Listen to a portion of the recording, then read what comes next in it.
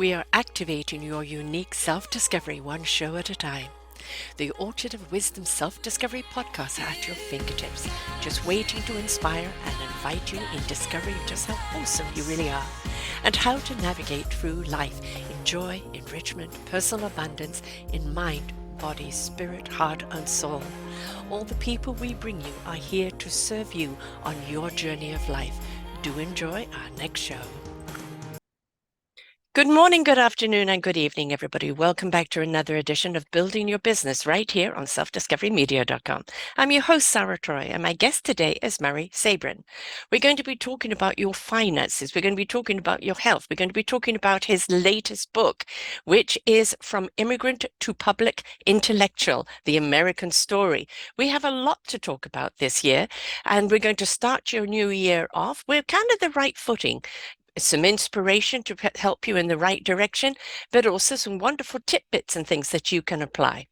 Murray is a truly American story about an immigrant child rising from humble beginnings to forge a stellar career as an educator, author, candidate, media influencer. Murray explains the libertarianism in plain language using his own life story set against a half century of changing times. And I think in the last few years, we've seen half century, just 4 years, we've seen changing times. From the ashes of World War II in West Germany to the heights of the intellectual respectability or the driveway of the New Jersey governor's mansion, Professor Murray Sabrin has written a rollicking tour of his life's path that's taken us down a memory lane from JFK era to the present. He's a gifted and fearless interpreter of the economic forces and keen observer of the harm's political and cause to the free market. Reading this fantastic autobiography of his indefeatable man, and you will find yourself cheering for Murray on every turn while eliminating to the growth of Leviathan. I can't say that. Leviathan. I'm sorry. Leviathan. Thank you very much. My tongue can't get around that today. So he's done a great deal. He's written a book. He's got so much to share here. So it doesn't really matter whether you're in business or not, folks, or whether you're just in the business of your own life.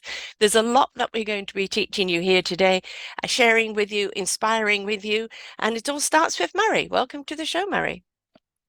Well, thank you, Sarah. It's a pleasure to be with you. I see you're all bundled up. Where we are in Southwest Florida, it's pushing 80 degrees. Shush, shush, shush. I've got snow falling outside and cold winds. Well, that's why we came to Florida. Yeah, That's why we definitely. came. Yes, no, we all get up and make snowmen. I mean, we're Canadians, right? But no, we're definitely in the midst of winter, and this is a New Year show that's going to greet people with the new year. Let's just have a look at that. We look back at 2022, and it's been a very tumultuous year. Whoever you are, wherever you are, whatever you're doing, that nobody has been unaffected by it. For 2023, with your book, with what you are wanting to share with the world, kind of, if you're saying to somebody, put this foot forward first, what would that foot be? Well, it looks like we're going to have a recession in 2023, which I basically forecast a year ago in an article for Fortune magazine. And I just recently updated that article, so it should be published any day now. And we are in a business cycle world, not because of what some left-wing economists say that it's a part of the free market. It's not part of the free market. Every business cycle since the Federal Reserve was created is made in Washington, D.C. And they do so very simply, Sarah. They manipulate the interest rate, the rate that we borrow and save. And they try to do that in order to have good outcomes. But what they do is generate these unsustainable booms, which always ends in tears, whether it's a Yes. depression like we had in the 1930s, whether it's the Great Recession we had in 2008 with the housing bursting. It all has the fingerprint of very similar processes. The Fed creates money. That money goes through the banking system. The banking system then lends the money out. And then people borrow money for housing, for autos. Businesses borrow money to expand their business in anticipation of greater demand for their products. And lo and behold, we get this boom, and everyone's happy during a boom. Who's not happy? Wages are going up, salaries are going up, prices are going up, profits are going up, housing values are going up, stocks are going up. everything is going up. People think it's going to not end. And then all of a sudden, inflation kicks in, which it did last year. In the States, we have 7, 8% inflation for 2022. And the Fed reacts to it like they've done always. They start raising interest rates because they have the power to do that, at least the short term rates. And so they do that by withdrawing money from the banking system, by selling government securities. And and then what happens? The expectations that people had for continuing higher prices doesn't materialize, and sales go down, and they have to cut back production. They have to lay off people, and we're in a recession. So a recession is not the problem. The problem is the boom to begin with. Yeah. If you didn't have a boom, you can't have a bust. So it's the old adage that if you don't drink, you're not going to have a hangover. So hangovers, in some ways, is what some economists say is what happens. That a hangover is to the economy I'm sorry, a hangover is to the person what a recession is to the economy. If you don't drink a lot, you're not going to have a hangover. If you don't create money and manipulate interest rates, you're not going to have an unsustainable boom and then a depression or recession. That's the nitty and gritty of it. And I've been following this for a half a century. In fact, I wrote a dissertation about this in terms of inflation and how it affects local economies here in the States 40 years ago. And it's just like wash, rinse, and repeat. Yeah. So And once no the amount of recession really kicks Alka-Seltzer is in, going to take care of that hangover, yeah, right? well, as the recession unfolds in 2023, we don't know how deep it will be, but No, the point is it could be pretty steep because so much money has been created, so much money has been spread throughout the economy, lifting prices across the board. And now the question is, what is the normal level of prices for the right. economy? And we won't know that until the Fed gets finished raising interest rates to where it think it should be. But that's the problem. The Fed should not be manipulating interest rates. Interest rates should follow its own natural level between savers and borrowers. That's what a free market economy is all about, balancing supply and demand. And the Fed interferes with that process. And when you interfere with natural economic forces, you get distortions. And that's what an Yeah. unsustainable boom is all about. Really, life, to say this, it doesn't matter what topic we're talking about. Life is about flow. We want to kind of keep a rhythm. We don't want, somebody to hit a high note that shatters the ceiling, so to speak. Things are much better when they're in flow in a good rhythm because you can have growth. You can have rooting that growth so that, it can sustain a little bit of a low dip. But when we go to extreme highs and lows all the time, what they're not realizing is the effect that it has on mental aspect and on family dynamics and the depression rate right in the present moment is through the roof. And this is because in the last 3 or 4 years or 6 years, we have just been seeing roller coaster and nobody knows, if I put my foot out there, is there going to be land? Or am I going to be suddenly in the ocean? And when they have these interest rates going up and down like yo-yos all the time, all people know is this means that their money isn't going to go as far as it should. They're not going to be Right. able to take that holiday this year, and they're not going to be able to expand. Can they even keep their doors open in their business? Can people even afford their services, or are they going to have to cut their prices? It has such a domino effect that's so negative that do they ever think about that? What is this interest raise, when they can see it has such a devastating effect on everyone else. And it's so much harder What to we're dig yourself living with, out of a refresher, yeah. depression, depression and recession, than it is just to kind of keep the flow and the, equilibrium going. Well, this is why I've been saying, and as other economists have been saying, who've been following the same line of thought, is that we don't need a central planning agency, which is basically what the central bank is. Remember, Mm, central bank, central planning. They have right. the beginning They make the of those terms, a decisions. central. And an economy is too big, whether it's a city, a state, or a nation, for somebody or a group of people to say, this is the way it should be run. And I've always contended, since I learned economics more than 50 years ago, that an economy is a natural byproduct of human interaction. Yeah, And you see this in every society, whether right. it's so-called primitive societies or modern industrialized economies. You need to let the economy, which is what?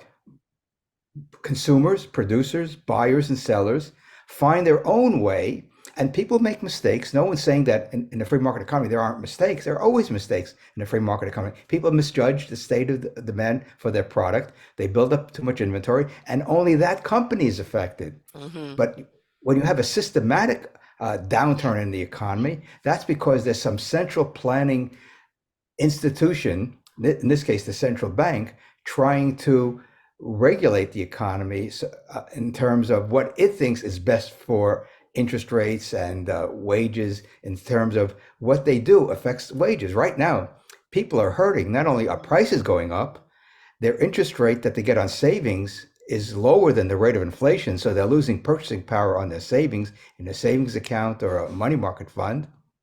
And so people have been hurt the last few years because of the Fed's policy of keeping interest rates close to 0%. Now in the States, the Fed has targeted the Fed funds rate. That's the rate that they target in order to maintain or implement their monetary policy at around 4.5%. Well, that's still below the 7% inflation we've had for the past 12 months. So savers are really losing purchasing power. In fact, I saw a study recently that showed that the American people have lost $4 trillion in interest income over the past decade since the Great Recession because of Fed policy. Now, this is highway robbery. $4 Yeah, it trillion is. dollars makes Madoff look like a punk neighborhood thief. Fully, yeah. I mean, And $4 trillion is a mind-boggling yeah. amount of money that's gone from the American people to the insiders, the fat cats, so to speak, on Hmm. Wall Street and in the business world. Yes. So we need to get away from the mindset that a few people can manage an economy. We have a $21 trillion economy here in the States. It is too big for any mind, any Yeah. supercomputer to manage. Right. Just allow the marketplace to determine what should be produced, and people will determine what price it should be. Because we all know if a company offers a product for sale and it's too high, customers don't show up, so they have Exactly. to lower the price. But This why is this is don't they listen to the people? Is it just because they're fat cats and they want to, stuff their pockets?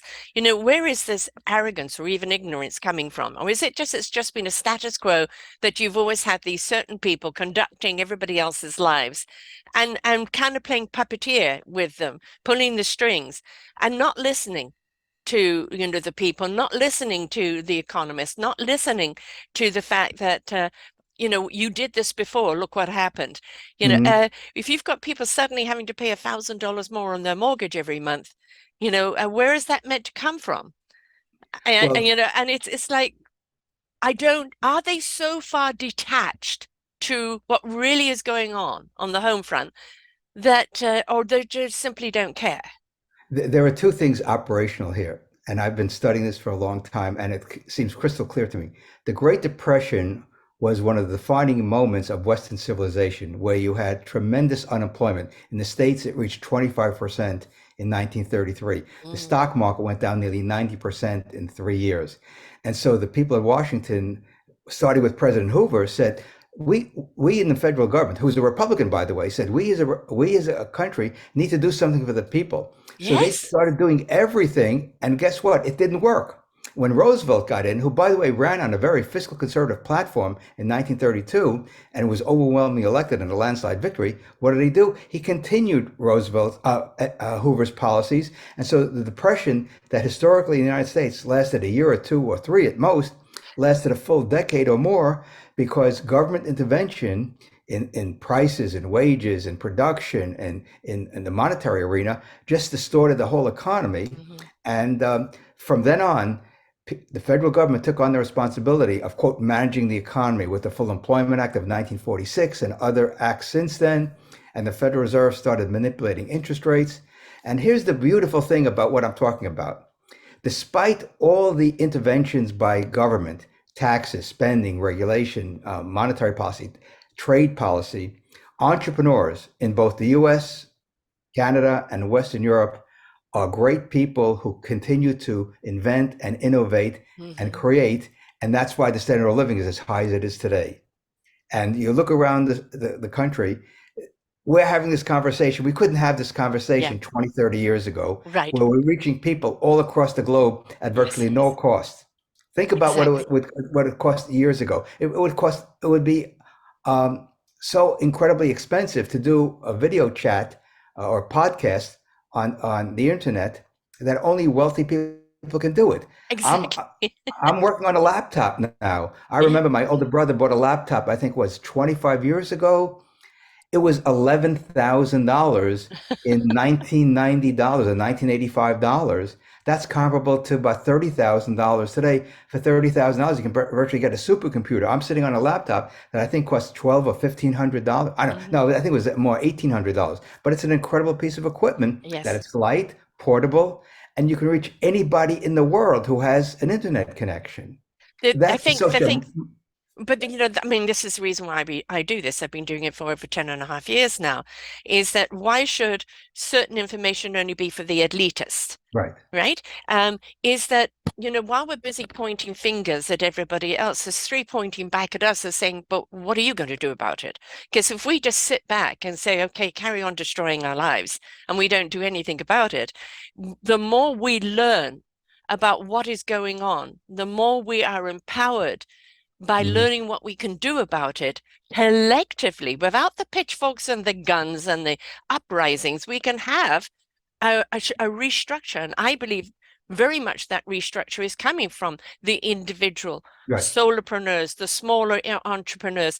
I've done numerous shows with people throughout Europe where we were talking about climate change, but not necessarily the climate change of climate, but the climate in business, Right. where instead of profit at the expense of people and planet, invest in the people and the planet, and the profit will come.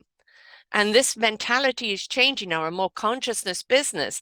And they're the ones that are shifting the way things are going to happen or that are happening. So I think in a lot of ways, a lot of the powers that be have been going through the same old norm and fattening their own pockets and dictating what everybody else should be doing. We're seeing smaller industries and even smaller governments and many corporations changing the way they do their practices, as in saying, no, we're not going to adhere to that to the best of their ability until, the hammer comes down. But we are the difference that we seek. If we don't like what politics is doing, then we're the ones that have got to put a stop to it by demanding that we have transparency. Where is this going? Do you understand it's not working? We need the voices of more intellectual people and people that are actually on the ground to participate in this conversation before you dictate which way everything should go. Well, this historically dictatorships don't work. Authoritarianism No, doesn't work. no, have they This is got that what message yet? yeah, this is why social cooperation is the key to a successful society, Yes, a harmonious society where yes, everyone has a role to play, everyone has a skill, yep, yep, everyone has several skills, and the ones that do it best can make a lot of money serving their fellow human beings through the marketplace. I mean, look at all the great companies that are out there where entrepreneurs started literally in the basement, in the garage, yes, and they built up multi-billion-dollar enterprises. I mean, exactly. look at Apple for starters. Hewlett Packard back in the 1930s and 40s, which is a forerunner of Silicon Valley. These are iconic companies. And you keep on going down the list of all the companies that have emerged in the last 30, 40 years because of technology. And you still have the old line companies, you still have the Walmarts, you still have the Home Depots and the Costcos that are, when you go through those stores, you're just amazed how many products can get to one location Hmm. without a central planner. You're That's right. people should Wow. people should be asking that question. How is those logistics? Amazon, look what Amazon. You Yeah, can order something in the evening and it gets to you the next day, yeah. which is incredible. I mean, the old days you'd have to dial up an 800 number, and it would take a Wait week or online. 10. Yeah, it would take a week or 10 days to get to your house. Yes. Now you can get it almost immediately. If you don't like it, you can return it Hmm. immediately. You can get credit, and it all works pretty smoothly. They've got it down to a science where they can get product to you. You can buy cars online today. You couldn't do that Yes. years ago. Yes. You can literally, and now you have telemedicine. Yeah. I foresee the day where you put your finger on a button and it tells the doctor everything about your physical health. It tells Oh, your yes. blood, your oxygen, Yes. whatever else is going on in your body, and so you don't have to have that hour waiting time in the waiting room Well, I because mean, we that's have a probably the most. crisis here. in That's the most BC. frustrating thing. You Yeah. guys in Canada have some serious issues Oh about no, that. in British Columbia where I am, there's 2 million people without a doctor, and I'm one of them. And we have, you go to the ER and you'll be lucky if you get out of there under 12 hours. And the hospitals are saturated with influenza with children, and there's not enough nurses. The baby boomers through COVID decided to retire, Yep. right? And you haven't got the same amount of people that have stepped into their shoes. So what we actually have at the present moment, which I think is dire throughout the world, is a shortness of workforce. We don't have people stepping into the same careers that, Yep. my generation, even the generation after me did. And so now it's like we need people to choose these as careers. Well, where's the incentive? Where's the incentive for them to be standing on their feet for 8 hours a day or doing this thankless job? Where's the incentive where they feel they can look at it instead of a job, but look at it as a career, and that they feel they can grow in that career, or they can actually speak to that career and changes that need to happen? I think it is time that the microphone is handed to the people, and we don't want, gain angst and bitching and all of that. We want you to come up with, okay, you see this as a problem, but what would you see as a solution? And we need to start listening. Well, that's why I wrote my autobiography because Hmm. I go into all the different careers I had, and I capped off my working career with 35 years in the classroom teaching finance at the college level. And so I was able to do that, even though I don't have a degree in finance, because with my background in my PhD, I was started my career as an economic analyst in Massachusetts, then worked for their investment subsidiary. Then when we came in Massachusetts, then we came back to New Jersey, and I worked in commercial real estate for a while. And then the opportunity came about to teach at the college level. It started as a temporary position, and it turned into a full time career for 35 years. And the reason I tell my students I was able to do that is because I was learning skills along the way without Yes. having formal credentials in the Right. area that I was teaching in. And so there's a moral to that story. I mean, Hmm. Steve Hmm. Jobs didn't have a college degree. Bill Gates didn't have a college degree, and Mm-mm. they built two great companies Virgin, right? between them. Yeah, the Virgin owner, they didn't either. It's the thing is, what you're talking about is something I really do advocate. Now, look, if you're a neurosurgeon, I really want you to be qualified, Absolutely. right? You ain't cutting into my brain unless I see the credentials, right? We want to know what you're doing. And there's some people, they are what I call channelers. This is what they're going to do, and they're going to perfect it, and they're never going to leave that lane, right? That's fine. But really, when you're looking at the general population, having many experiences, many career experiences is your degree. And everything, some people think, oh God, I wasted so many years there. What came out of it? Look at the knowledge that you gained out of that and Mhm. how you can pivot it now to something that you really do like. All in that, no knowledge is a waste of knowledge. Mothers going back into the workforce. I'm just a mum. Ha, hello, head cook and bottle washer, financial advisor, nurse, therapist, driver, sex goddess, head chef, and cook, bottle, laundry, everything. All of the experience and the management that you have to have in running a home. You may need to take a course here and there on something you want to go into, but the experiences that you've had are transferable into something else. I rather be working with someone who has had life experiences, job experiences, who really has diversified throughout their career, because you are like a little smorgasbord, a buffet of information that is just so much more rounded and more comprehensive than somebody that's just stayed in one lane. There's no question about it. That's why we have hyper specialization in the country Mm. and around the world. And so people, when they lose a job, and which I did 3 times in 3 years in the late 70s and early 80s, and I was going to almost entitle my autobiography, Thank You for Laying Me Off, because if I didn't get Yes. laid off, I wouldn't have gotten my job at the college, which I Right. wanted to. That's why I went back to school to get a PhD. I wanted to teach at the college level, to have that intellectual stimulation, to help students broaden their perspective, to learn Mhm. skills that I was able to teach them. And it worked out extremely well. And so, because of all the skills I picked up along the way, I was at the right place at the right Yeah. time. And so, one of the themes that I write about is that it's about perseverance, resiliency, um, good luck, Hmm. determination, and having a positive mental attitude. Because you brought up mental illness. Yes. 20% of the American people have some serious mental illnesses in America. And what that means is they can't function as well as they could. They're on heavy duty medication, which has side effects, as we all Yes. know. And this is one of the problems we're having because of COVID to a large degree. Hmm. We, children haven't had the socialization they need in Yep. order to develop.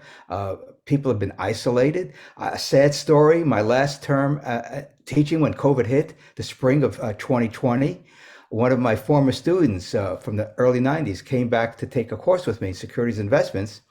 And we were chatting online because the course was an online course. The last half of the spring semester in 2020, he said one of his childhood friends had just committed suicide, Hmm.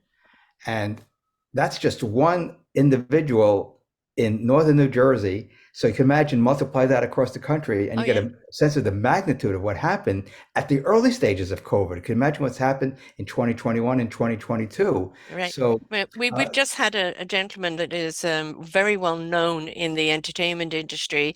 He's a dancer, he's a DJ. He's just known as pure light. Married with three kids. Even the day before he committed suicide, there was a video out of them having fun, and then he goes to a hotel, writes a note, can't cope with it anymore, and kills himself. You look at Robin Williams, one of mhm, the most brilliant comedians out there. And everybody assumes that because you look like you have it together, just because right, you are out there with that joy, depression, which is something I've battled with through my life, has no rationality to it. You can't reason with it. There is no negotiation with it. right, It is a big, huge D, despair. And it feels like somebody's come in and ripped your heart out. And if people don't see those signs or don't know what to do, please never tell somebody to snap out of it. That's the worst thing because, again, there's no rationale. Do you think they want to be there? No. sure. But all sense of logic, reasoning, rationale has completely gone out the window. All you can feel is this awful despair and you want it to stop. And I believe that so many suicides that are done in the moment is just purely to put a stop of the pain of the moment. And that if they could get through that pain, they'll be very grateful that they didn't take that path. But it happens in that moment of despair. Why are we not recognizing it? Why are we not talking about it? Why are we not being supportive of people instead of putting shame and blame and stigma on them? That has to go because Mhm, we are seeing such an exponential amount of people going through this and people high level, everybody thinks it's a poverty thing. No, it isn't. It strikes right. anyone, anywhere, at any time. And we need to really look at this as an economic problem because we're not putting the money where it needs to go. And if we, again, don't invest in the people and we don't support the people through what they're going through in life, how can they be productive? How can they contribute to, the contribution of finances, buying, shopping, selling, and the economy suffers for it. So there's always a domino effect to everything, isn't there? Oh, there sure is, and I think COVID has really Hmm. has had a global impact. Has Yeah. had a global impact, and who knows what the long-term consequences are of these lockdowns. Again, last semester, last day of class, end of April 2020, a student says to me after the class ended, "I'd like to have you meet my father. He just invested money in a restaurant in the Times Square area of New York City." Oh, And because of COVID, he couldn't open up. He right. invested $250,000 of his life savings. And I said, you need to speak to an attorney because he just signed a 10-year lease. Yes. And so I don't know what was the outcome of that, but this again, another one example of how COVID has had such a huge impact on people's lives. And I don't know what the people in Washington and Ottawa are thinking about when they made all these lockdowns, but I don't think they thought it through. What are the Hmm. consequences of isolating people, shutting down their businesses, having people stay at home. Um, and the costs have been absolutely enormous. I Yeah. mean, people postponed operations, people have Yes. postponed going to the doctor. God Yes. knows how many cancers were undetected, how many Hmm. heart attacks occurred, how many strokes. these all have long-term consequences. And it just saddens me as someone who's lived a long life so far that people in power are just not thinking about the average person, the average family, the average business owner. And I And think the common sense factor didn't come into it because I did a show right when it happened. Is that please use your common sense. Yes, wear a mask. You know, A, you don't want to get it. B, you don't want to transfer it. Vaccines came along. Get vaccinated as protection. Um, use your common sense. If you've got a cold, do you want to go to work and give it to everyone else? Stay at home, get better, get over that hump, right? If you're going out there amongst people with colds, coughs, and things, wear a mask, protect yourself. Common sense. You need the fresh air. Get out and have a walk. You need the socialization. Okay, if you're having to keep a bit of distance, do so. Common sense. But everything always goes to the absolute extreme. Then what do we see from that extreme? Extremities going negative in the other way. So mhm. all it is it's been a domino effect of such division with people. Vaccinated, not vaccinated, they're closed down, hate you for this, hate you for that. And it's caused such a volcanic eruption amongst people that has again gone beyond reasoning because nobody's just taken a deep breath. Okay, you know, we look at the war in Ukraine right now. And, you know, my mum was a byproduct of the war in, you know, in the Second World War. And you look at homes being torn apart, people being torn apart. They don't know if their next bomb's going to hit them or if they're going to have food or if they're going to have water or if they're going to be safe. Yet we treated this as if it was a war on us. Yet we didn't realize this actually how lucky we were and how we really should have just pulled together and got through this together and supported one another. We would have got through it quicker, I think, with a different attitude. And you know, stuff is going to happen to you in life. But when you make it, it's happened for me. What am I meant to learn from this? Where's my strength? Where's my courage? What abilities do I have? What lesson is to be learned through this? Then you get through whatever is hitting you so much faster and you come out of it so much more productive and better instead of, you know, the angst side of it. Well, I'd like to tie in what I said before about the economy with what happened with COVID, because I have a different take than sort of the mainstream view. Because I firmly believe that the doctor-patient relationship has been overridden for many years in this country, and it really Mm. came to a demonstration during COVID where people and doctors were not getting together in Right. their office to discuss an individual's physical condition. Instead, we were relying on government officials to tell us what the situation was. Hmm. First, Fauci said, don't wear a mask. Then he said, wear a mask and don't wear a mask, wear a mask. Social distance, don't social distance. We know who was mostly affected by COVID. It was the elderly in nursing homes because they weren't getting enough vitamin D, they weren't getting any sunshine, they weren't getting any fresh air. They probably had poor nutrition. They weren't hydrating enough. They weren't getting physical activity. And if you have underlying conditions and you're elderly, you are very susceptible to pneumonia during the winter. You're very susceptible to the flu. And if you're in generally good health, that's going to help you fight off any sort of infection. Yeah, And good that's why immune we have system is always going to be a good defense. Yeah. well, that's why you have an immune system. Your Yeah. immune system is your first line of attack. And if your immune system is weak because you're obese, you have comorbidities, whether it's diabetes or you're a cancer survivor or a cancer, you have cancer or some heart disease or sort of disorder. These are all the things. I hosted a webinar during right at the beginning of COVID, and we had some doctors on, we had members of the legislature on from both sides of the aisle, we had some financial people on, and we had a very good discussion about all these issues. And one of the participants was a longtime friend of mine who's a naturopath, who's a very brilliant guy. He's lectures in medical schools and he goes for training at medical schools. And he pointed out that the body can resist a lot of infection if you take the right supplements and have proper nutrition. And he listed a whole bunch of things. We started taking them. And as they say, knock on wood, Hmm. for nearly 3 years, we haven't had anything wrong with us because we followed his protocol. And So the point is, there are doctors who are using off-label medications. One doctor that was on the panel with us, she was doing telemedicine around the country with off-label medication. And guess what? Out of thousands of people she's treated, I think only two died on her, which is an incredible track record, Hmm. because she was a pharmacist. Yeah. So between pharmacy and being a primary care physician, she was treating her patients based upon her best knowledge, not what the CDC was saying or any other government agency. So again, by having top-down approaches to Hmm. money in banking to healthcare, we get into a situation where what if they make a mistake? If they make a mistake, hundreds of millions of people are affected. Yeah. But if your doctor makes a mistake, like a doctor did for my father back in the 80s, my father was misdiagnosed by a doctor who told him he had emphysema when he, in fact, had a heart attack. And the Mm. doctor misdiagnosed him and he nearly died. Hmm. So when a doctor makes a mistake, only one person is going to be affected, unless, of course, he makes a mistake over and over again with his patients. Yes.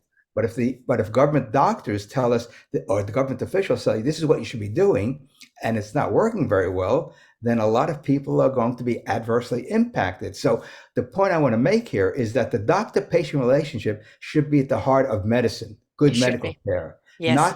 not government bureaucrats, even though they may have an MD after the name, should be telling us what to do, because every individual is different. I mean, I'm different than someone who is Right. my age who's got heart disease or Yes. who has another illness.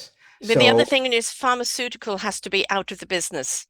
It's they should not be involved in the political side of things, and or be dictating how doctors work. And now well, you go into a doctor and you're allowed to tell them of maybe one or two things. And the thing is, you're talking about a symptom, but where's the core of the problem?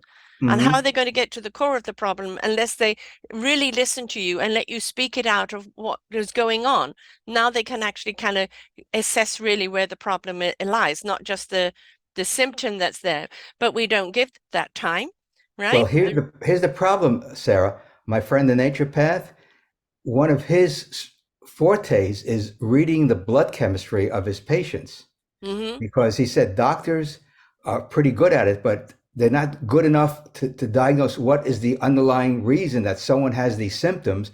And instead, they immediately write a prescription. Now, here's the thing Right. that he told me when I interviewed him for my book on medical care is that I think he said half of the revenue for medical schools comes from the pharmaceutical industry. So doctors are trained to Yeah. write prescriptions because that's what they're taught.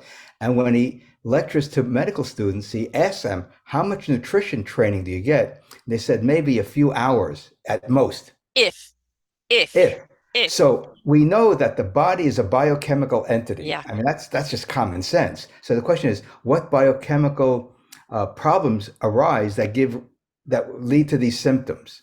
Whether it's migraines, whether it's Mm-hmm. stomach digestive problems, whether it's kidney problems or heart disease, and now there's evidence that Alzheimer's is called type 3 diabetes because of all the processed foods that we're eating. Mm-hmm. We're not eating enough Nutrition. natural products. Yeah.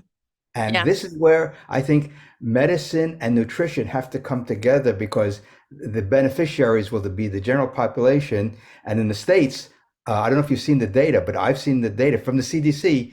We are spending $4 trillion a year on medical care, despite the fact that Most people are we, not we have the insured. highest ratio of medical care cost to the GDP, nearly 18%, highest than any nation in the world. And here's the sad part of what's happening in America. I don't know what the statistics are for Canada, but 4 out of 10 adults have one chronic disease, and well, I'm sorry, 1 out of 6 have one chronic disease. 1 out of 4 have two or more chronic diseases. Mm-hmm. So in the last years of my parents' life in the States, one of their kitchen cabinets was full of Yeah. medicine. And I'm not a MD. I have no idea what the interaction was on all these medications. Exactly, because they also the That, doctors don't speak to each other either, right? Yeah, that's what my brother is that's going the through time right that I now. wish I had gone to medical school instead of Right. graduate school. But the thing there's medical school, but it's medical pharmaceutical school, not medical nutritional school, and Right. this is again when I did that show on common sense and what I say to people all the time. When you are feeling dis at ease, The turmoil is running through you. This is when disease likes to come about. When Yep. your immune system is down, your emotional immune system is down, you're feeling disconnected from your life. Your stress level goes up, the anxiety level goes up, then depression then comes in. This is breaking your system down in your body. Yep. We are meant to be, again, going back to that word flow. We're 98% water. I don't know if you ever seen the Emoto water experiment, the 3 glasses of water. Quick analysis of that. 1 glass of water was ignored. It stayed the same. 1 glass of water was given negativity, one given positivity. The negativity turned dark and dense. The positivity turned into crystallization, which you could measure as a frequency, a high energy. The one that Mm. was ignored stayed the same. If we're 98% water and we're living on anxiety and discord and disconnect all the time, then what's happening to the waters in our body? We are energy creatures. Every single thing about us is energy. It's around us, it's in every particle, and it's through us. If our energy gets blocked, that means the energy is not running through our body. And this is that means the oxygen, that means everything is not working properly. And the systems break down. Now, we understand this, the mechanics of a car. We understand this even with the computer. We understand this of other things, but we have so little understanding of how we work. And that our whole mental aspect of something, instead of getting anxious about it, uptight about it, take a breath. Take a breath. Exhale. Now feel the knowledge. Don't just rely on the head knowledge, because the head knowledge is a great deal of data that very often could be incorrect. When you actually kind of bring in the other equations of the intellect into it, your gut feeling, your heart and soul feeling, especially if you come from the heart, it will always guide you right. We're now actually incorporating the whole of ourselves in the equation, and we can make better judgments. We can make better decisions and not buy into the hysteria and this constant hurricane that's out there. I call it the Fox News syndrome. They take a pimple and make it into a volcanic eruption. Why? Fear sells. Fear is a form of control. If you're buying the fear, Yep. then they've got you in control. And this is when your system starts breaking down. Now what? You go to the doctor, pharmaceutical, right? The pharmacy doesn't want you to get better. They're in the business of keeping you sick. Where are you going to then take some ownership of your own body, your own choices, your own path in life? And say, I'm going to decide for myself what's good for me because I'm going to listen to me from the inside out. One of the doctors I quote, who's the founder of Go Forward, which is a direct primary care outfit based in San Francisco. They have locations across the country.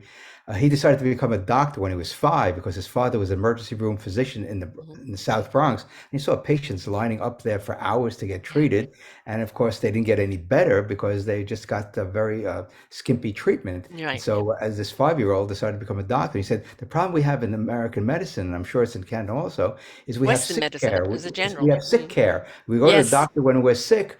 The doctor should help us to get well and stay well using good preventative. medical knowledge and good biology and Yeah, physiology so we stay well. And I think that's one of, I think, the shortcomings of the medical yes, profession these days is they don't help patients get better. And my naturopath friend says that's what he does is he yep, helps people lose weight. He works with oncologists and cardiologists because it has to be a joint effort between nutrition and traditional medicine. And what Dr. Jarrow says, he does traditional medicine, which is what did we do before we had traditional doctors? We had nature helping us get better. right. But that's And the quack stuff as far as Western medicine is concerned. That's all yes, quack, right? Well, how come for thousands upon thousands and thousands of years it's sustained? We managed to make it as a population, thriving population around the world on that medicine. Agreed. Antibiotics, absolutely amazing. What they can do in operations today, absolutely fantastic. The fixing of limbs, brilliant. Western medicine has its place. It's great at repair, but it's not great at prevention right. or And that's the longevity. key.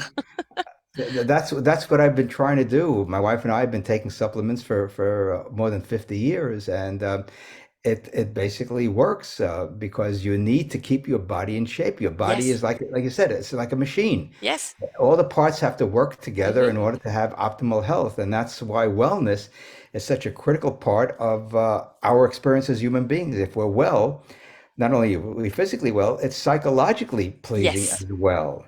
Yes. And once you have physical ailments, it really spends time working on your head, and you get depressed, you get anxious, Mhm. and that leads to more feedback, negative feedback for your body. And so Yes. you go into a downward spiral, and you see youngsters.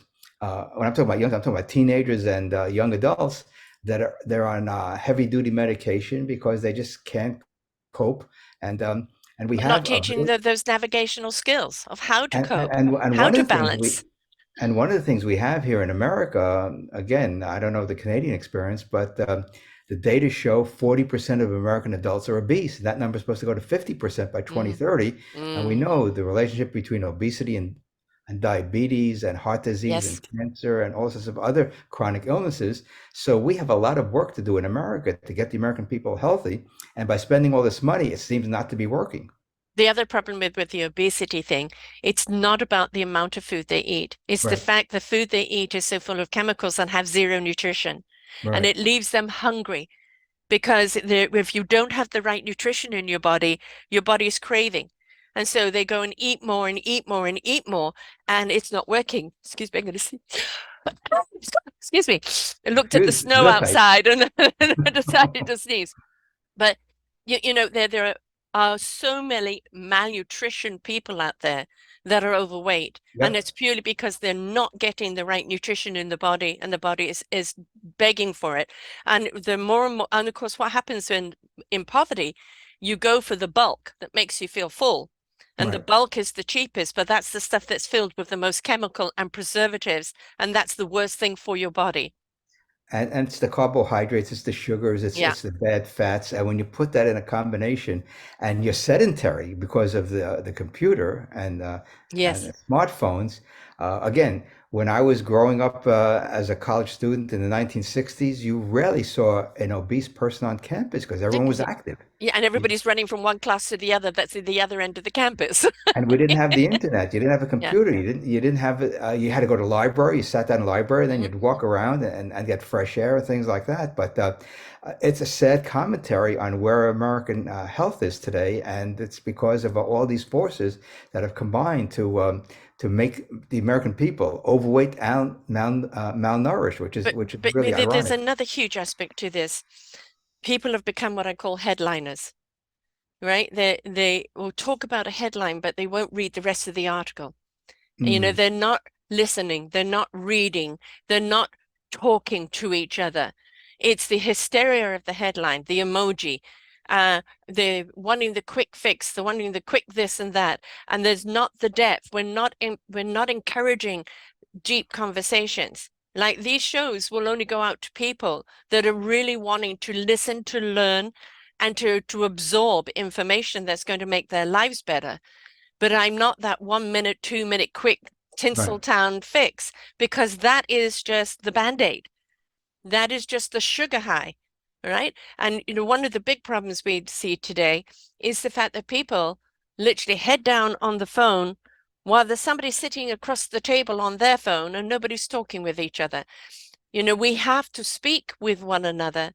Doesn't matter what color, what race, what sex, what economic, what religion. I don't give a tooty hoot, right? Just talk with each other. You'll find there's more in common than there is apart, and that collectively, when you put your ideas and creativity together, solutions happen. Hmm. Right? But we're not communicating. We're not communicating with ourselves. We're not listening to ourselves from the inside out. We're chasing this illusion all the time on the outside, the tinsel town, and we're not talking with each other. And I think that is one of the biggest crises.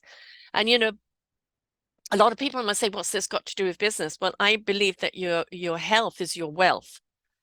And if you are healthy, mind, body, heart, and spirit and soul, that will create your wealth in anything you do. And you've also got to look at yourself. You are your own business. whether you're in business as an entrepreneur, a solopreneur, or anything, or you're going to work Absolutely. for someone, you are your own business. And if you're not investing properly, health-wise, emotional-wise, economic-wise, if you're not balancing yourself, then you're going to be out of balance and it's going to reflect on everything else in your life. Well, the other thing I've noticed, just as an observer of American society, is that unfortunately too many people are engaged in self-pity, and Oh they can't God. think of Oh, I'm a victim and therefore I can't do anything about my fate. And I've never felt that way, even when I had issues that I chronicle in my autobiography, because everyone goes through periods where there is something that is troubling. And it's a lesson. It's a lesson. the thing is, you got to get stronger from that. You got to Yes, learn from that's that what life's about. and move on, because Yes, I decided as a high school student I wanted to be a social studies teacher. When I got to the New York City public schools, I realized this was not going to be my career because there was no intellectual stimulation teaching intermediate school kids. And I went to graduate school to get a PhD because I wanted to teach at the college level. And through a roundabout way, it happened in 1985, and spent 35 great years in the classroom with students who appreciated what I did, especially my financial history of the United States course, where they learned material that they never would have learned mm, anywhere else. And students sent me wonderful notes saying how much they loved the course, they learned a lot, and the skills that they learned in the course will help them in their careers or their business. There yes. can't be anything No. more gratifying as an individual than helping young people on the right path for their life's journey. And so I'm just proud of what I did in the classroom, because students were very complimentary about what they learned. And I was there to teach them, not to propagandize them, because the Yes, facts are yes. the facts, the history is the history, but we put it together with good economic financial analysis. And their eyes opened up when they learned about the period before the American Revolution. They learned about the early periods of American history where we had financial crises, and then the crises since the Federal Reserve was created. And I've been writing about this for decades, and brought in material that they otherwise would not read in Right. economics or business courses. And so I find that the most gratifying thing I did, because it incorporated obviously finance, economics, history, politics, sociology, all these great disciplines were melded into this one course. And there was really a combination of social science and business. And students really appreciated what I did for them, because they learned things about how our society evolved for the past 250 years. And that gave them a greater appreciation of what the status is of our society today. And I think they'll use that material for In every improving their aspect own of their lives. life, yeah. You will never know the ripple effect actually of it, and that's the beauty of it, is when things like the fiber optics of the forest have the trees speak to each other. Mhm. When somebody what you've done is you've orchestrated them. You've made them into an orchestra. You've taken each one of their beautiful instruments and you've shown them how they can play together, right? About how having um, information from so many different instruments, you now begin to see the tune and how you can put it together, and that's important. And it doesn't matter what they went on to do in life; it becomes a fundamental. And one of the biggest things you've taught them to do is not just look at one thing and decide, but look at all the other things around it, because everything plays off each other. And if we're only looking at one thing and we're not looking at this and this and this, to how did it get to that one thing?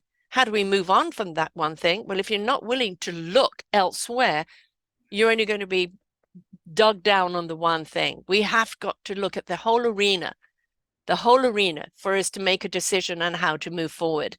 And this is going back to the central banking. They're looking at one thing.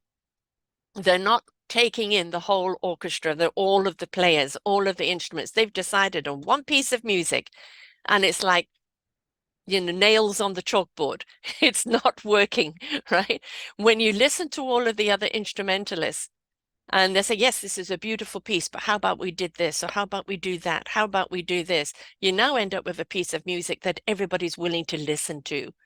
But we've got to learn to communicate with each other, to look at things from so many different angles, from so many different depths, from something from so far and long ago that we see is being repeated. Do we want that in our future? No. How do we pivot that it doesn't happen in the future? We learn from the past. That means we've got to be willing to learn, to dive deep, and to have conversations.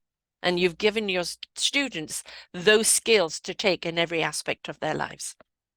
Well, that's why I think being a teacher, a professor is probably the most gratifying thing you can Mm, do. I mean, you see a doctor maybe once a year at most as a youngster, as a young adult. If you're generally healthy, you're not going to see a doctor for a long time. So teachers can have enormous impact on young people. And that's why I felt that I would be very good in the classroom because I was curious about the world we live in. I was a history major, geography minor, and a concentration in social studies education. So I was learning all the various social science disciplines and what they taught me about the world we live in because as a son of Holocaust survivors, that's one thing I mm. wanted to know was what the hell happened back there. And how do we That prevent it from happening again? yeah, Yeah. how could political leaders Mm. do such horrific things to Yes, fellow human beings?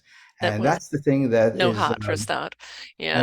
and we've seen it since then as well. We've seen it in Africa. We've seen it Yes. in Asia, and this is disheartening because one of the most two sober moments I've had in my life is one when we visited the American Cemetery in Normandy, and you see all the crosses and occasionally Mm. some of the Stars of David of all the young people that died on June 6, 1944, and you say to yourself, what would these young people have Yeah. become if they had survived? Engineers, doctors, Yes. lawyers, writers, inventors, Yes. entrepreneurs.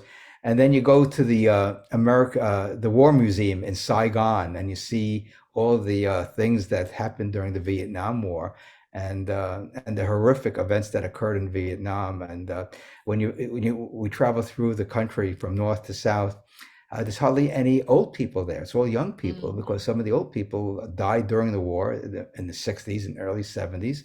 And if they didn't die, they had crippling illnesses, so they didn't live to an old age. And the country is basically young people on scooters in Mm. Saigon. I mean, that's the way the country was. But it's a magnificent country. The people are wonderful, and they love Americans because they knew there was a vibrant anti-war movement in the United States. Yeah. So they respected that. They knew the leaders were off the rails with their intervention, and of course they were subjugated by the French and the Chinese, and so they have no no great love for the French and the Chinese, but they do have respect for the American people who tried to end the war through their protest as soon as possible. But when you go to other countries and you Yes. speak to people, we were in Cuba, and Cuba was a fascinating place. Cuba should be a natural trading partner of the United States, given our history together, our proximity. And we had some lectures there, and we met some people there that were knowledgeable about American politics. And I conversed with one of the professors who gave us a wonderful lecture. And he said that the embargo, the sanctions are hurting us, but they're Mm. also hurting Americans who could Yeah. do business in Cuba. And so, Again, people not conversing. yeah, well, the thing is, the politics of in the world is really detrimental. It's not Dirty. only It's dirty. well, that's what I been writing Yeah. about is Yeah. because as a former candidate for public office in New Jersey, we could have a whole show on the dirty politics of Yeah. New Jersey, and it's I'm sure it's the same thing in other states and in Canada as I well. think kind of across the world at the present moment, we're looking at, especially more Western countries, it's in politicians are bought. They may go into it with the ideal that they want to change things, and then they realize they're actually in the sewer, and that the only way they're going to actually survive it is, the lobbyists, the people that are dictating, and let's face it, you've got billionaires that come. It's been bought. These people have forgotten they are servants of the people. They Mhm, are here mhm. to serve the people, to serve the greater good, to make life easier for everyone else. And they've forgotten that role altogether. Well, this is they're here for self-serving. That's all, or Well, well, ego. that's one of the great flaws of democracy Hmm. because people can use their economic power to Yeah. gain political power and then use that for their own benefit at the expense of the general public. And that's something that the people who scream the loudest for democracy don't seem to understand is that politicians are bought and sold like candy in a Yes. candy shop. Well, I And think there has to be a level field that there's only X amount of money that can be raised for any politician, a cap on it. Lobbyists cannot get involved. Corporations cannot support or dictate that it has to be, the people that support the candidates, that it has to be based on the merit of what are they going to do for the people. Because every time you hear a politician open their mouth, you go, okay, whose puppet are you? yeah. All I right? have We don't even believe them anymore. I have even a better solution, I think. And I mentioned this to a reporter after I ran for the U.S. Senate in 2000, is that the media should give the candidates space every Sunday to express their views and have town hall forums, whether it's in the United States, a congressional district, which is not very large, a U.S. Senate seat, which is for the state, and they should hold town forums around the state or the district. And the same thing for the president. The president should go around the country, Yeah. televise this events, Yes. and you don't have these dopey 30-second commercials on television, which tell Hmm. us nothing, and that you have to be grilled not by the media, but by the average person Yeah. and say, what's your opinion on Hmm. war? What's your opinion on regulation, taxes, spending, the environment, so on and so forth? And give us your not canned response, Yeah. but probe deeply into what you believe in and why you believe in that. And so I was in three Back debates. with the hands with the people, right? Yeah, yeah, yeah. Right? I mean, I was Because the in three people feel debates. completely out of it. I was in three debates in 1997 as a third party gubernatorial candidate, and I saw my two major party opponents were scripted, totally Hmm. scripted, because I had Yeah. the same exact answer in all three debates for the same questions. Robotic. Yeah, it was getting to the point where I was mouthing what they were saying because I knew exactly what they were saying. I know. And this is the thing again. Again, back to the finger pointing. Three pointing back at you. Are you buying this crap? Is it just somebody who's got the best commercial, the best mudsling, Yeah. the best tinsel town, the best promise? And are you, rather, are you just kind of band-aiding or just looking at this, oh, they're going to take care of this? And it's like, yeah, but what else are they going to do? And at the expense of what? And are they here to represent you or are they here to represent the people that have bought them? We're not asking the questions. We're not demanding the answers. We've allowed these puppeteers to come along and we're buying the crap. When are we going to step up and say, hey, you've got to hold yourself accountable for what's happening out there because not only are you voting them, but you're not pushing them for their honesty or Yeah. for your Well, authenticity. We're not demanding more. We're bitching, but we're not demanding more. Well, there was a former New Jersey governor who, in one of his budget messages 30 years ago, said, government tries to do too much. And that's exactly what's happened in Yeah. America, and I'm sure in Canada as well. Government tries to solve everyone's problem from the top down. It doesn't work. And Communism, we expect them to, and if they fail, then all of a sudden let's toss them out, baby with the bathwater. But where are we participating in it? What well, this is accountability do what we have? Well, this is why decentralization, politically, economically, Mm, are the answers. I really yeah. believe that because the evidence is all around us, historical evidence, theoretical evidence. The Soviet Union didn't collapse because of bad people. It collapsed because the system is unsustainable. The same thing with Cuba. It's not working. So they're going more toward free markets. They're allowing people to sell their meat, to sell their crops in the marketplace. And we saw this firsthand in Cuba. The song was in Spanish. I'm trying to remember what it said, but it said, the marketplace is a wonderful place for us to get together, something to that Hmm. effect. And it was slowly but surely, it's taken about 60 years now, more Hmm. for them to start doing that. But Cuba should be, like I said, it could be the Switzerland of the Western Hemisphere in terms of banking, Hmm. tourism, and agriculture, and so on and so forth. Because when the Cubans come to America, they're the best entrepreneurs in Florida. They are the best entrepreneurs because they have that entrepreneurial Yeah. background for decades. So that's part of their culture. And it's not the entitlement culture. It's not the Earth owes me a living, the world owes Right. me a living. It's what am I going to do to serve my fellow human being? I decided Yes. to do it through education. Some people Right. do it through law. Some people do it through medicine. Some people do it through architecture. Some people do it through writing. You name it, entrepreneurship. So Podcasting. broadcasting, there you go. I mean, this is why the internet has Yes. exploded in diversity in ideas and personalities because we don't have just 5 or 7 channels like we did No. back in the 1950s. We have so many cable channels, and sometimes I think maybe it's too much. But the point is, Yes. the internet makes it possible for people to express their views and reach a wide audience at such little cost to anybody. As long as you have some sort of resources to get this out there, people can hear views, digest them, and say, what's the best way to organize ourselves? And I believe the best way to organize ourselves is the way the founding fathers envisioned us: independence politically, financial independence as well. Instead of this huge welfare state we have in America, which is just not working, it's just going to collapse under its own weight because you cannot solve problems from Washington spending $6 trillion a year. It's just not working. Well, whereas you know, creativity and really must be invested in.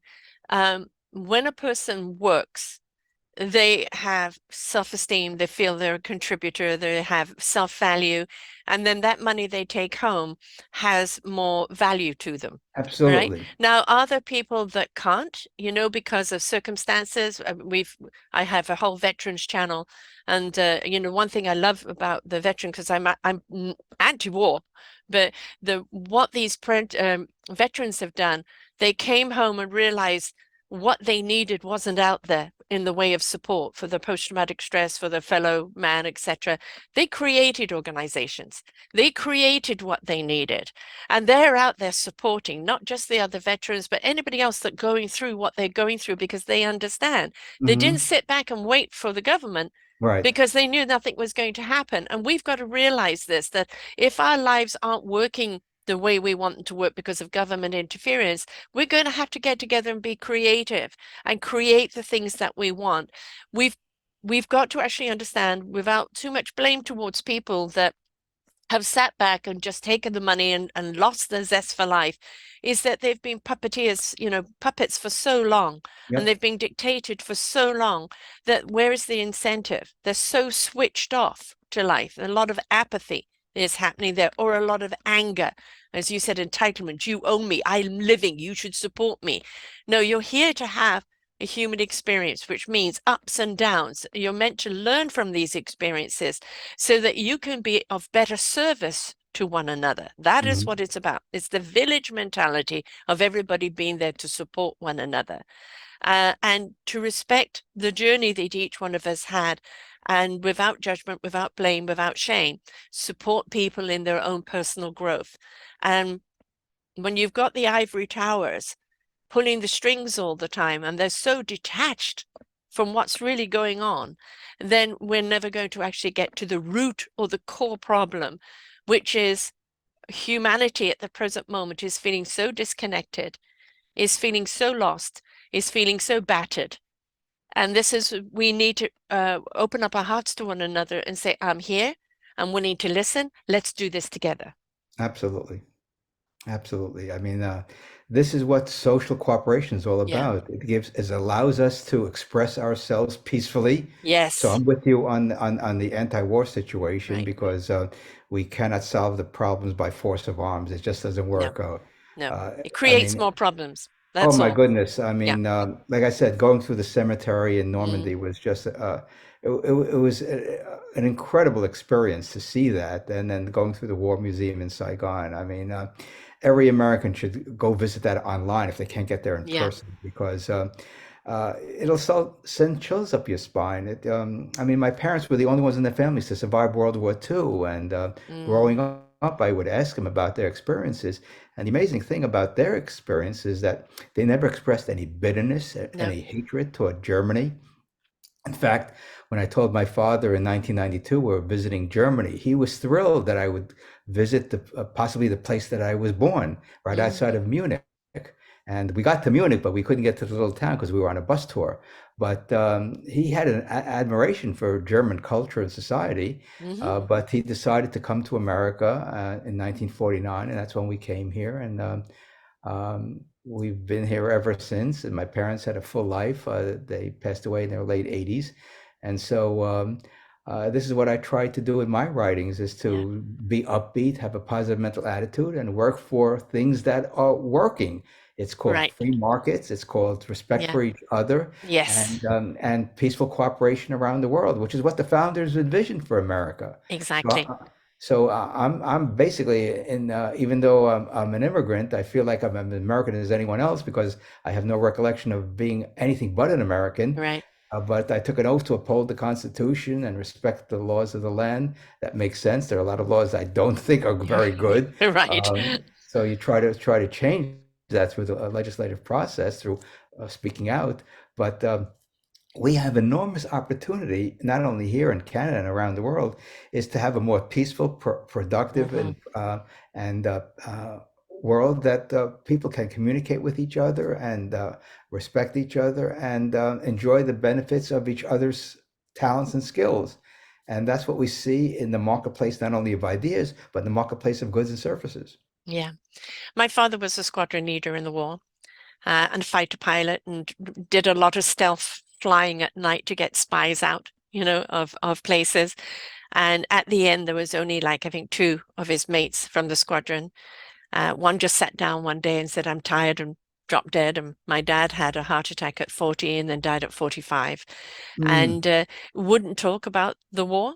But this was England, stiff upper lip, man, stiff upper lip, and never allowed to talk about it. And of course, it exploded in different ways, which we see. And if we sent them out there to fight for us, and if we're not willing to listen to, the things they've seen, the things that they need to overcome and leave behind because we don't want to know, la la la la la, then we're creating another war upon them. Um, so all those people that fought for our freedom, all those people that were creative in creating cell phones and computers and Zooms and this and that, so many people, especially the young, take everything for granted and they don't realize all those people that actually literally suffered to pave the way for them. And Mhm. that it's time, I think, too, that gratitude came into the vocabulary, respect, and appreciation, because if we don't and we take things for granted, we're disconnecting again. And in that disconnect, there is no resolve. There's only chaos. Well, that's why I think we have enormous opportunity to challenge what's been going on in our country for decades and say it's not working. So why do you continue? What's the definition of insanity? Doing the same thing over and Yes. over again, expecting a different result. And I've seen this in America all my life now. Things have gotten to the point where dissent is now considered unpatriotic. Yeah. And this is very, very dangerous because what that leads to is possibly re-education camps, the shutting down of podcasts, the shutting down of radio shows. hmm I don't think that's going to happen imminently, but you can see this happening in the press that if someone says something that the Yeah. establishment doesn't like, it's automatically labeled as disinformation. Yes. Well, how did that come about? I have a point of view and I base it with facts. I don't just spout off something as an Right. academic. I do a lot of research in order to uh, jump into a topic, whether it's healthcare, whether it's the economy, whether it's foreign policy or other issues. And so I go and speak to experts, people who know a hmm lot more than I do, and then I connect the dots. And by doing that, you present an argument that you hopefully will be looked at and be analyzed and discussed, and people can either disagree or agree with you. I've been having a running conversation with letters to the editor at the local in the local paper with a physician who's adamantly opposed to the legalization of marijuana. And I said, well, if you believe that, then you have to believe in the prohibition of alcohol hmm and tobacco because they cause more deadly harm than Yes. marijuana. And he just had a letter the other day, and he basically just ignored my argument. Of course. And No, but you've got a lot of those people, and that is ego. And where does ego come from? Ego is insecurity. You know, when they're so insecure in their own choices and who they are as a person, they right. step into ego to camouflage. And so Hmm. therefore you are always going to be wrong, because for them to admit that you have a point and could be right means that they have been so adamantly defending could be wrong. And a narcissist or people that have high egos who are incredibly insecure in their own psyche will always defend the wrong information. And you'll never get them to change, because it's Right. not about what's right and wrong. It's about them defending their choices, because Hmm. God forbid they could be wrong. It takes Well, somebody of strength and character to say, you know what? Yeah, I've been looking at this all wrong. I'm going to look at it from your point of view. That is strength and character. But for people who defend the wrong all the time and are not willing to hear, not willing to have the conversation, it's all based in fear. And that fear is ego or narcissistically driven, which is also ego. well, you read his responses and in the newspaper, and one thing I noticed is that obviously logic was not taught in medical school. And No, and it's we've seen so much with with hemp. I take it myself for my condition. The CBD oil, whatever. I always get. I'm a dyslexic, so I always get the letters the wrong way around, and it really does make a difference. And it's like we see texting and driving has actually become more deadly than drinking and driving, because we put the foot down on the drinking and driving. We made people responsible. We made them Sure. accountable. And so now texting and driving has come up, and they're trying to put the foot down on that. And it's like, again, folks, if we don't put accountability on people for Right. their choices and understand the repercussions that are going to be of those choices, if we don't teach them as children about repercussions of what our choices are, then we don't teach them boundaries, and we don't teach them logic, and we don't teach them how to deduce a situation, right? And so it goes back a great deal to how society is raising our children, and not to put all the emphasis on the parents, but the church, the school, the environment, the social media, everything that is dictating how you should be and not encouraging people to be what they are. Well, this is why the whole concept of victimhood never Mm, appealed to me as if something didn't go right in my life, I'm not a victim. I've got to work through it. And to say that people are victims because of past yeah. discrimination or that or the other thing is there have been problems throughout world history where people have been oppressed and they got beyond that. And they worked through their own community to make life better for them. And that's what you read in the social history of the United States is that people, despite all the challenges they faced with racism and bigotry and whatever, they pool together, use their Hmm. resources to build their own businesses, they build their own networks, their own mutual aid societies, and that's exactly what America was all about. And Yeah. that's one of the great strengths of America is that philanthropy is at the heart of American culture. And we had this huge hurricane in Hmm. September in Southwest Florida, and people pitched in. They opened up their doors, they opened up their wallets, they opened up food banks, Hmm. they contributed to that. And this is part of the American ethic. And And this is should be why, part of the human one. This is what absolutely. we should be there. And yeah, let's face it, we do have people that are discriminated with, and racism is very much alive and well. But that comes in, no child is born into the world hating someone else for a No, different color, or a different religion, or a different ethnic group, or different right. this or different that. Children don't know that. They're just working off each other vibrationally and in love and communication. Hate is taught. And so if you have people that are so rigid, again, it comes back to ignorance and fear base. And that fear is based on what they've been taught, what the doctrine has taught them, but they're also their own insecurity. Because when you have bothered to look, as I live with an 89-year-old, and she just keeps saying to people, don't you know it's just a pigment of your skin? We're all the same underneath. And Right. it's again, let's get over ourselves. I interview so many victims that choose not to be they've been victimized. But they said that what I went through, I discovered my strength, my courage, my abilities. I discovered something inside of me that I never would have had this not happened to me. They made a choice to go through the process to heal and become something more and not to stay the victim. That is a choice. But we actually are encouraging people to be a victim society instead of taking on responsibility and accountability for our own choices. Well, that's why perseverance and resilience Yeah. is critical. I mean, if you Yes. don't have that, it's easily to form to go into that abyss and never get out of it, Yes. and depend upon pharmaceuticals to get you through the day, and that's not what I consider a productive or a purposeful life. And so we've got to really teach kids to be resilient. We've got to support each other in the workplace, in family relationships, and if that occurs, then I think we'll be in a much better place. Throw out your damn judgment. Who are you to judge? Now, you cannot like what somebody has done, but who are we to judge why they did it? You know, the question of why, what brought you to that thought for you to do that? Let them be accountable for it. Let get to the root of them. Let them learn something about themselves instead of the Mhm. mindfulness. A murderer or serial killer, we know that they have no heart or consciousness. They're just not engaged at all. That is beyond even, the psychopathic has no consciousness whatsoever.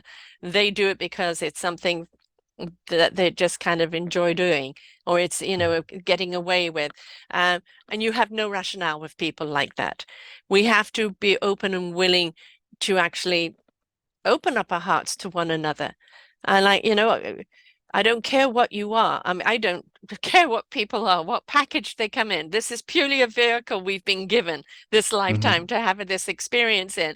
I hold people accountable for their heart and their character. What are you doing in your life that is going to contribute to making other lives better? Absolutely. That's that. I couldn't have said it any better, Sarah. This is what it's all about. We're here for a very short period of time. Yeah. Let's make the best out of it, and leave some sort of legacy for the future generations. Yes. A positive one that they can grow from, right? One that they can build from. We want to seed those opportunities and possibilities for them. We want to water and nurture them so that when they get to that stage of ready for picking or harvesting it, they're harvesting it for the greater good. They're harvesting it for the benefit of, and not, the more that we teach people to live on the outside of, you need more. You need more is more. And trillions of people have realized more is not more. Less is more. Value is more. That inner compass, again, back to heart of really doing something from your heart, really doing something that's meaningful to you. The 35 years of teaching and the joy that it brought you to open up those hearts and wonderment and intrigue that each one of your students has taken on into their life. That is what we want from people. Find your purpose, envelop into that purpose, and then that is the service and contribution that you are giving in your lifetime that is benefiting others. And we all want to find that role because that's really the nectar in life. Absolutely. Right? That's the Absolutely. substance, right? Not the outside Tinseltown. It's the inside. How does your heart feel engaged? That every day you want to get up and go, I'm looking forward to going to work because I love what I do and I love the effect that it has. Right? And that's the important thing. So, how do people get your book and how do people reach you? Well, the books are available on Amazon. My autobiography, From Immigrant to Public Intellectual: An American Story. And then, of course, The Finance of Healthcare came out in October, which is a great a guide for entrepreneurs, small business owners, CFOs, CEOs, of how to develop programs for their own employees that will give them optimal health plus good insurance coverage. And then my book on the boom bust cycle, navigating the boom bust cycle, which is another guide for entrepreneurs, so they can see exactly where we are in the cycle, and I give them guideposts that they can follow, and then take appropriate actions so they don't get caught short during a recession where so Mhm. many businesses go under because they've just made what they thought were good decisions during the boom, but they find out that they were incorrect decisions, and then they're sitting with losses instead of profits, and then I'll possibly have to go out of business. So those three books are sort of the heart of what I've been writing about the past couple of years, and they can get them on Amazon. And I write on Substack, murraysabrin.substack.com, and I write commentary there on the economy, healthcare, politics, and other issues. So they can find me there two, three times a week. So thank you, Sarah. This has been a great opportunity to chat about some of these very critical issues so we could have a much better society and we could have a more peaceful world. And of course, the website I have here for you is ramapo.edu. Is that right? Well, that's where the Sabrin Center is that Right. my wife and I founded many years ago. But that's what the college is doing now. Now that I'm retired from Hmm. Ramapo, I'm doing sort of my own thing, as to use a phrase, writing about all these important issues that I find uh, gratifying to write about, because I think if we do a little tweaking of the healthcare system, of Mm, monetary policy, taxes, spending, we'll have a much stronger economy and less top-down approaches to these yeah. issues, and develop the institutions locally, which is where people live. People live in Yes. Vancouver. They live in Southwest Florida. They live in northern New Jersey, where we stayed for so many years. In New York City, where I grew up, everything is done at the local level, and of course, that we have these interconnections where we can communicate around the world and get products from around the Yes. world. And trade is the lifeblood of commerce. So we need And trade. has always been. Yeah, I mean, this is why trade has been around for thousands of Hmm. years. People exploring the world and finding out what other areas that they can exchange with, and that's how uh, people prosper and more opportunities are created. Exactly. So your site is Murray's, Murray Sabrin, Sabrin.com, and also Murray Sabrin dot Substack, Substack.com, and they can reach you both from those. And of course, his name as well on the Amazon. Of course, you put in his name here on selfdiscoverymedia.com, and his show comes up with all the information and his books on it anyway. So a great way to start off the new year, Murray. It's just don't sit back, right? Don't sit back and just wait for life, or you don't like what's going on. Don't ignore it. Just participate. Find something. Get your voice. Start the conversations. Be willing to read, to learn, and broaden your whole aspect on things. And just, be that beautiful instrument the orchestra is looking for, because that's what's really important. So thank you so much for sharing with us here today. Thank you, and I have a happy new year to you and all your listeners. Yeah. And whether there's a recession or not, folks, we can weather this. We've weathered many, many storms, and it means that we may have to pull our belts in a little bit more, but it also means that we've got to reach out to each other and see how we can help each other. Collectiveness. Okay. In the collectiveness, we can find the solution and we can weather any storm at all. We're not meant to weather it alone. So until next time, folks, bye for now. We hope that you enjoyed the show. Find all of our shows on selfdiscoverymedia.com under podcasts or self-discovery-media/shows. And for all our current shows, go to What's New. We are supported by you, the audience. You'll see a nice big shiny blue button for one-time donations, or follow us on Patreon and you will be able to support us there. We enjoy bringing you such wisdom. And the next show will be up in just a moment.